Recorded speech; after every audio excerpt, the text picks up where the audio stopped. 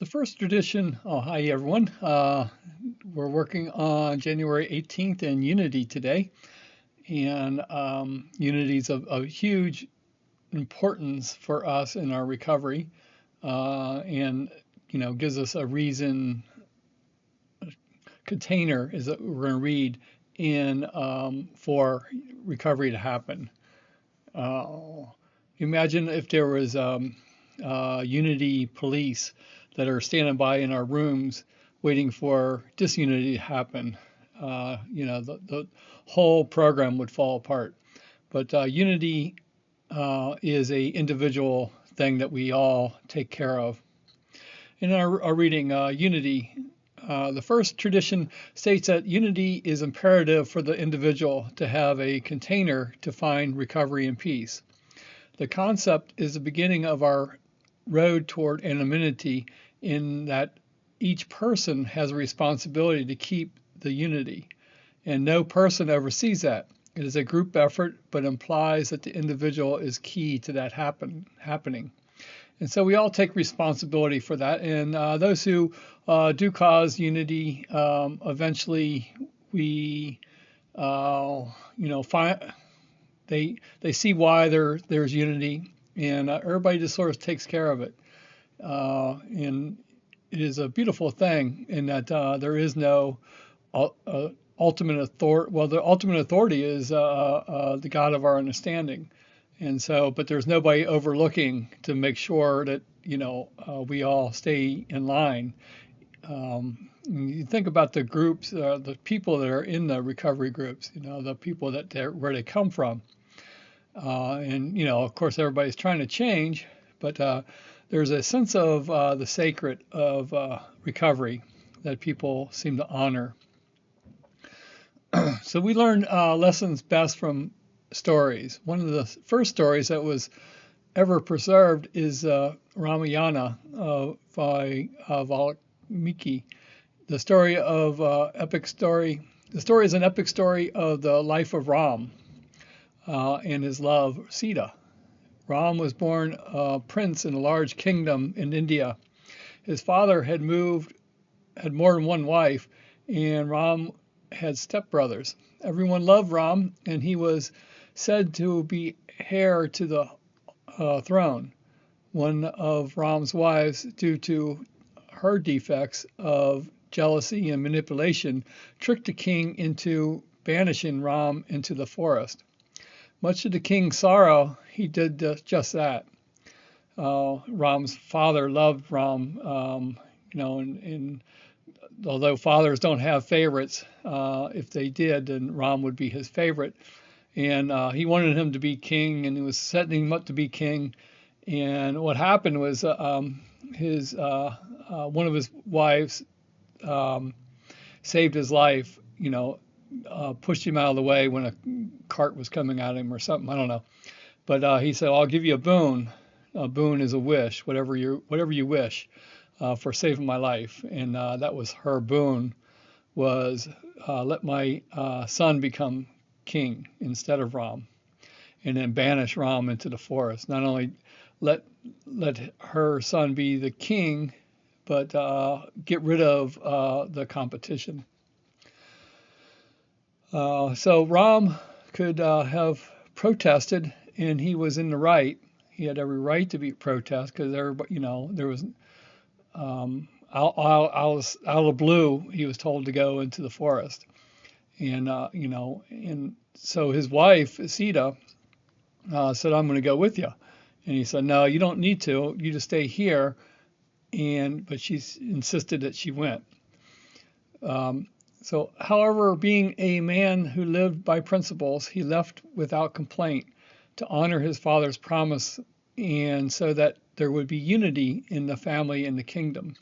And so he foregoed his own happiness for, the unity of the kingdom.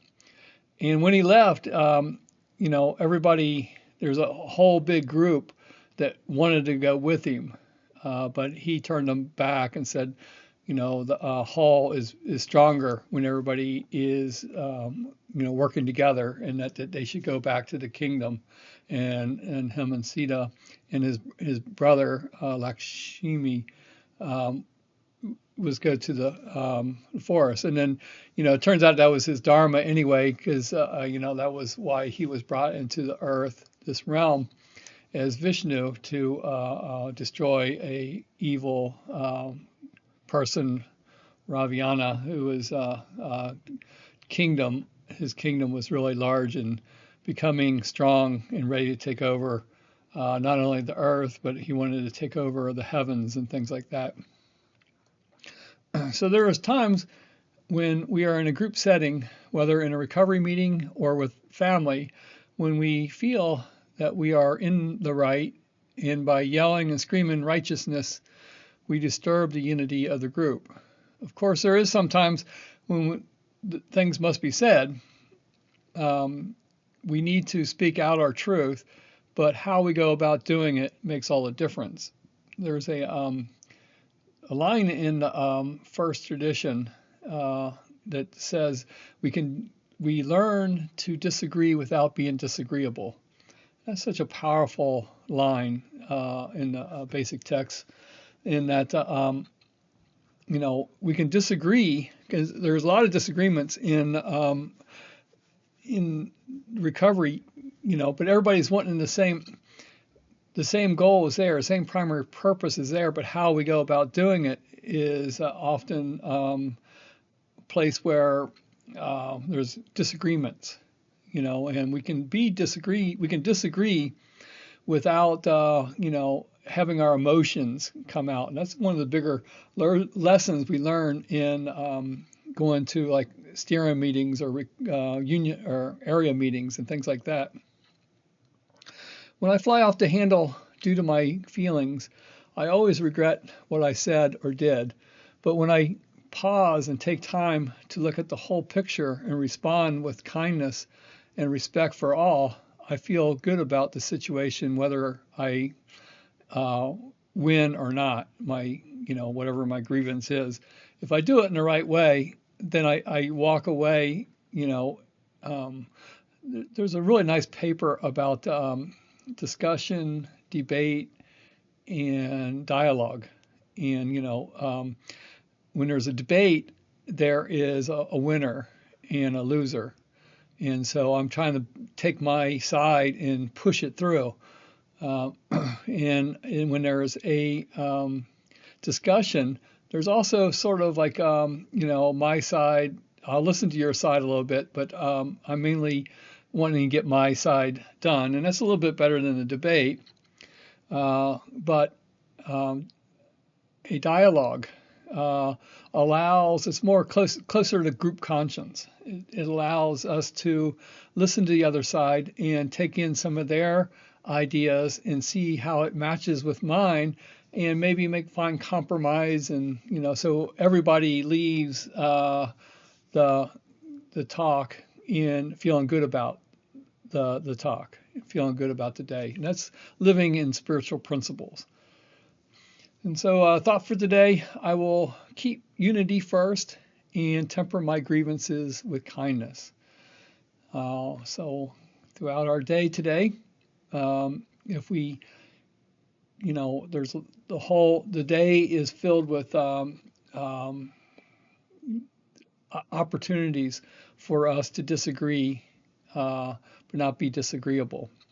And so if that happens for you today, see how you react to it, and there's oftentimes when we learn these traditions by breaking them, and there's a lot of times when I don't succeed in that. My feelings, my ego, my pride or whatever gets in the way, and I feel bad about the situation. I feel a sense of something about it for the next few days. But when I'm able to pause and try to be kind and try to listen and try to find compromise, then I feel better about myself. And the tradition says, personal recovery depends on unity.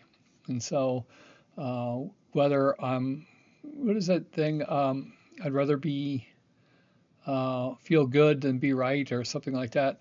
So, I might not get my way all the time, and maybe my way is not the right way. I don't know. Sometimes I can let go a little bit of that feeling that I'm always right, that closed mindedness, and have a little more open mindedness and a little more compassion today.